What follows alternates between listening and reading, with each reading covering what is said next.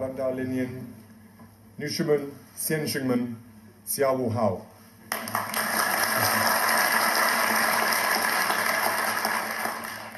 It is a pleasure to be here at the end of my visit to China.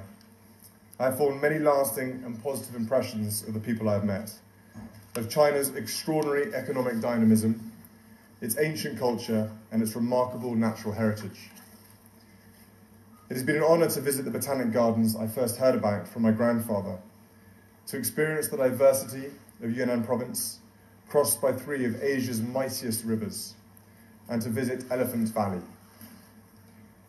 Many a book has been written about the English garden, yet as much as half of the plants we think of as British were introduced from China in the 18th and 19th centuries. Truly, our histories are intertwined. Nature transcends geography and is a bridge between us. Here in Yunnan, it is easy to see why men and women have found inspiration in nature throughout the ages. Chinese artists and writers have made a vast contribution over hundreds of years to the ideal of man's kinship with nature and all living creatures. But protecting our environment is not just an ideal.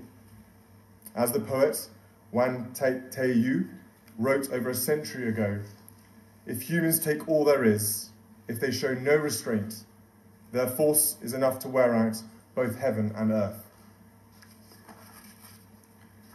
We have to conserve our planet, to provide security and prosperity for all people, and indeed to sustain humanity.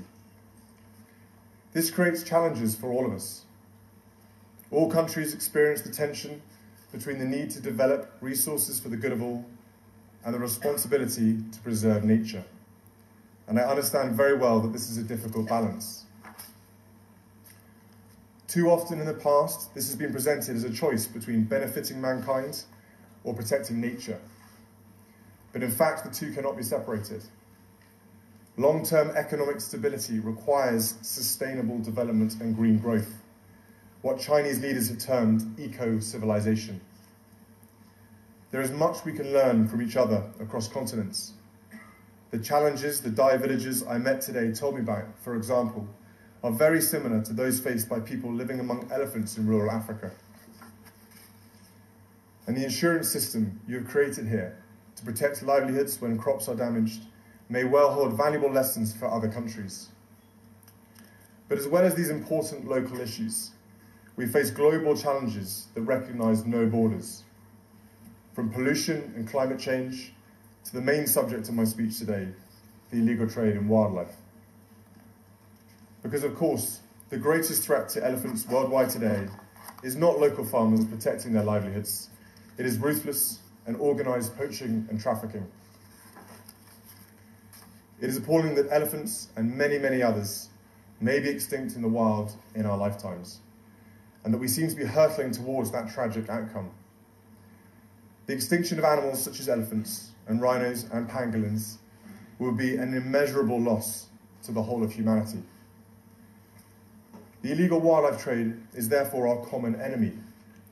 It is a vicious form of criminality, plundering the natural resources of poorer countries, taking lives, hindering development, and spreading corruption. It erodes the rule of law, fuels conflict, and may even fund terrorism.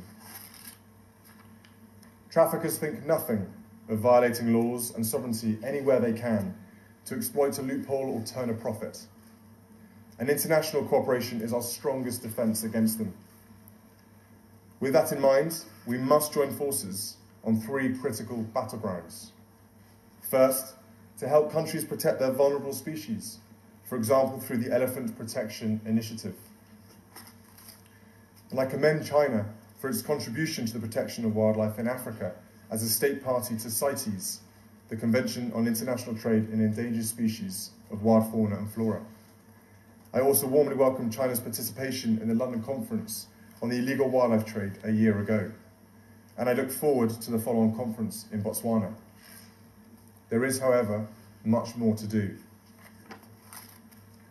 The second battleground is the need to crack down on the illegal trade itself.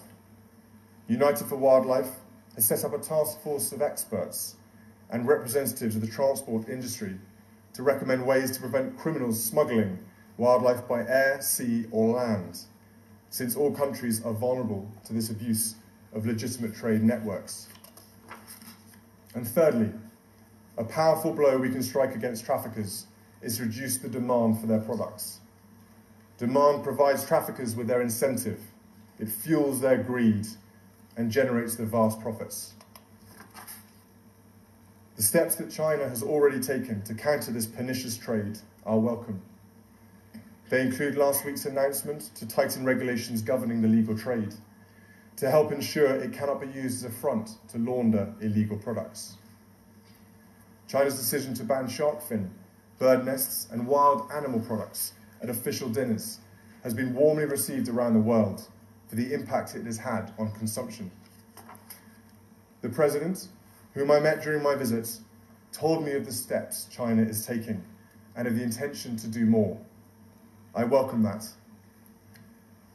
China can be a global leader in the fight against illegal wildlife trade, and I greatly hope that the United Kingdom and China can partner with one another in this endeavour. If I may add one final heartfelt message, it is that ultimately, ending demand for ivory is down to citizens across the world. No tradition or fashion is worth the extinction of an entire species, and no criminal gang should be allowed to destroy any part of nature. I'm sure that there are millions of people who share this conviction. If we can unite on this principle across cultures and continents, ours can be the generation that chooses to maintain the beauty of nature in the wild, that changes global attitudes towards ivory irrevocably, and that stands between endangered species and extinction. This afternoon, I planted a tree in these botanic gardens, in the shelter of a Wantian tree my grandfather planted 29 years ago. When we plant a tree, we do so knowing that although it will take years to grow, it will yield great benefits for future generations. The same is true of the decisions we make today to protect wildlife. As I believe you say in China, one generation plants the trees in whose shade another generation rests. Thank you very much. 谢谢。